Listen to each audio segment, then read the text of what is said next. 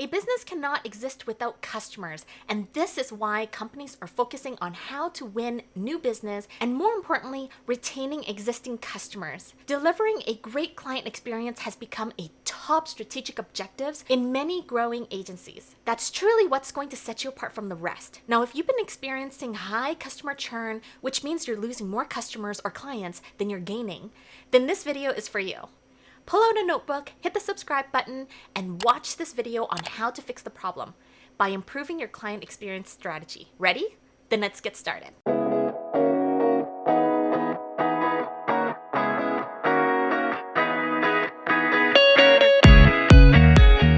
Hey CEOs, welcome back. If you are brand new here, I'm Teresa, Operations Coach Consultant behind LoopLink, and I'm here to help you complete the loop in your business operations and expanding your agency with excellence.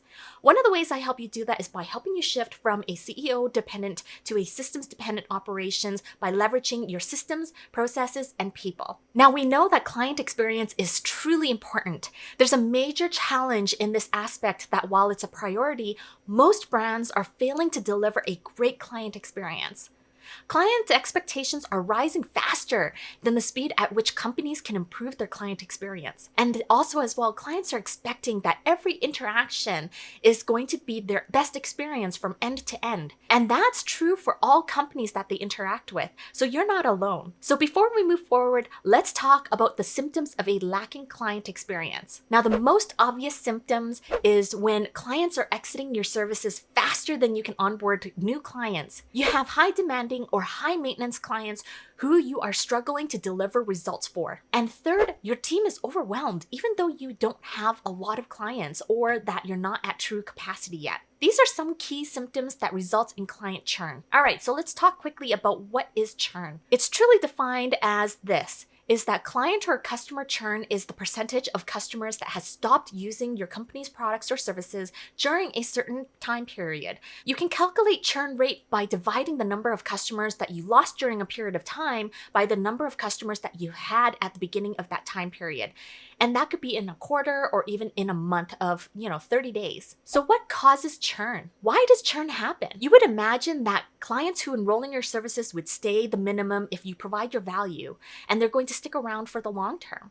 The reality is that churn can happen due to unsuccessful onboarding, poor communication, and lack of results or outcomes, which means that they don't see the value of your service more than anything. And fourth, not the right fit. So how do you avoid churn? This all builds back into your client experience strategy. What you'll always want to make sure that you are cognizant about when you are developing your client experience strategy is how does it empower strong communication? Will that allow you to gather customer feedback along the way? And do you know where they're getting stuck? What they like about your services? What they don't like about your services? And are you open to improving your services based upon their feedback? Most of all, what are some of the challenges that they are having or experiencing throughout your services, and how are you helping them move past that barrier so that they can experience the breakthrough? By understanding these struggles, now we can then start addressing and assessing ways on how to improve your client experience strategy. So let's get started to covering the 5 things to focus on to improve your client experience strategy. All right, so let's walk through your client experience strategy and how to really put the strategy together and also be able to coordinate the logistics of it. So what it is that we want to kind of start doing is really understand the purpose of the strategy. Why are we trying to work towards it? And ultimately, a great client experience strategy is there to help you improve your client satisfaction, reduce customer churn, and increase your bottom line at the end of the day. And usually, who is involved in the client experience strategy? And so that's something that you'll need to really understand and fully evaluate. Now, if you are a solo CEO and working solo in your business, think of it in hats, right? When tasks are passing down the process, which hat are you currently wearing? So for example, in a marketing agency, who could be involved in this whole process from front to end could be the marketing manager, the sales manager, the client success manager, the client success specialist, or even the customer support rep. Whoever is involved in your end-to-end process, you'll want to kind of add that in here so you understand who it's going to affect, whose buy-in you'll need to have, and how you you can effectively implement the strategy plan. Now, before you dive too deeply into the client experience strategy, what you really want to be able to focus on as well is understanding what are going to be the goals that you want to set for the strategy, right? So for example, if you know that one of your symptoms has always been that, clients get disengaged with the services, or that they are so far removed because in, their busy everyday management of their business, it's disengaging them from your service and therefore diminishing your value to them. So maybe one of the goals might be to get your clients to engage with your services more than once a week. So how will you be able to do that? That's going to come along the strategy as well. Maybe one of your other goals may be to establish a consistent pattern of engagement. So will you be reaching out to them once a week? Will you have a nurture sequence or onboarding sequence? Will you have monthly check-ins? Whatever is the case, you want to be able to figure out a way to keep them engaged in your services or products. And maybe the third goal might be to make your service or products indispensable. So for example, think of it like Buffer, for example, right? Like how does Buffer become indispensable to your social media management programs or services? So you'll want to be able to figure out what is really valuable to the clients and enable them to integrate your services deeply, that it creates that cohesive partnership. All right, so the other component that you'll want to also identify is what are the success metrics and what does it look like? How do you know you've achieved the improvement of your client experience and how you have come to achieve that wow experience? And we'll get to it through the strategy below. So one of the key components when we are building and improving your client experience strategy actually comes from the internal component, right? So it all stems back down to setting the right vision from the get-go. One of the reasons why client experience turns out wrong is because the vision for it has been more company driven versus customer driven. So for example, is your vision more customer focused? How do you want your clients to feel, for example? Does it encompass your core values? Does your clients feel your core values through their experience with your brand, through their experience with your services? So you'll want to be able to really evaluate that and make sure that it is communicated with your team cohesively. And so when you are developing your client experience strategy and the vision for it, make sure that it is specific. It's clear so that everyone in your company can easily understand the common objectives. And of course, you'll want to be able to also come into how you're going to be able to deliver on that vision as well. Through online experience or through your regular check-in, whatever is the case, you'll want to be able to build that out so that from top down, the vision is clear and concise. There's no room for ifs, ands, or unclarity. The second area that you'll want to focus on and improving for your customer or client experience strategy is your audience. So do you know who your clients are? Do you know what are their pain points? What are their challenges, their needs? It's very simple to say, oh, I provide social media management, for example, but getting to really understand what are some of their struggles and what are some of their pain points, it's going to allow you to really connect cohesively, collectively to your clients' needs and wants. It's going to allow you to be able to segment your clients so that you know where to meet them at. So of course, any clients that comes through your services, they may not all be the same. You may have some very beginner level clients who are really new to your services or even to the results that you are providing. There are intermediate clients who knows enough to be dangerous but may have some inabilities to execute on their own. That's why they're working with you. And then there are the high level clients who understands your value, understands your expertise, and wants you to come on as a partner and trust that you'll be able to help them reach their right results so that they can focus on their visionary role as the CEO of their business. So whatever is the case, you really need to understand your customers, where they are at in their cycle, and where your services really fit where they are at. This allows you to really create an emotional connection with your customers and your clients and hear what they are truly needing and saying. So it also comes back down to once you understand your customers and your clients, it's going to allow you to be able to deliver and establish that vision immediately by capturing, their needs in a needs analysis, for example. When you have your kickoff call, that's where you're going to be able to really uncover that component even more. And also, as well, to make sure that you are establishing that emotional connection, reflect it back to them by communicating and checking in with your customers and your clients. The third component, or the third area where you can really improve on your client experience strategy, is by listening and learning.